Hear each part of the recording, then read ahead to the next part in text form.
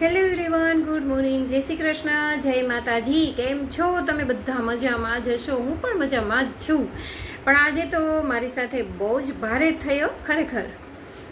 એટલું દુઃખજનક નથી, પણ આજે હું 8:20 ઉઠી, રાઈટ. અને ઉઠ્યા પછી ફટાફટ એક પછી એક કામ નિપટાવા લાગી. આજે બહુ જ મોડું થઈ ગયું. તમને બધાને મેં કીધેલું જ છે અને વારે વારે કહું જ છું, ક્યારેક ને ક્યારેક મારા વ્લોગમાં, મારા વિડીયોમાં, કે મારે 5:30 ઉઠવાનું હોય છે. પણ આજે તો વિચાર તો કરો, ક્યાં 5:30 અને ક્યાં 8:30. આવું થયું આજે, અને થાય અને થવું જ જોઈએ, કેમ કે એના ઉપરથી જ આપણને શીખવા મળે કે આપણે હવે શું કરવું જોઈએ અને શું ધ્યાન રાખવું જોઈએ.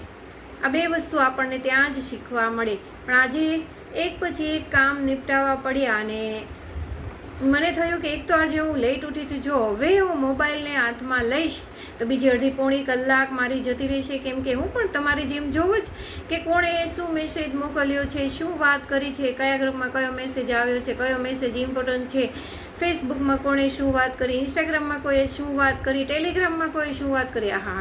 એક સોશિયલ મીડિયાના આપણે એપ્લિકેશનમાં, પ્લેટફોર્મમાં જોઈએ કે કોણે શું વાત કરી છે, રાઈટ. ત્યાં પછી જ આપણને શાંતિ મળે છે.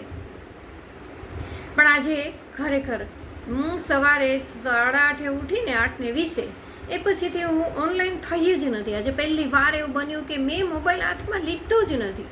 બાકી તો ઘણીવાર સવારમાં હું મોર્નિંગ થોટ પણ મૂકી દઉં છું, બધા વિડીયોઝ જોઈ લઉં છું, ક્લબમાં બેસી જાઉં છું. અને ખાસ કરીને હું મારા જે મહાન સ્વામી છે, અમારા બધાના ઈષ્ટદેવ, પ્રગટ ગુરુ, એમના આશીર્વાદ પણ સાંભળી લઉં છું. ક્યારેક સમય મળે તો મહાપૂજાના દર્શન પણ કરી લઉં છું. હા, મને દેખાતું નથી, પણ હું આ રીતે હાથ જોડીશ તો મને ખબર છે કે મહાન સ્વામી છે, ઘનશ્યામ મહારાજ છે, એ તો જોવે જ છે. એ મારા દર્શનને, મારી ભક્તિને સ્વીકારી લેશે.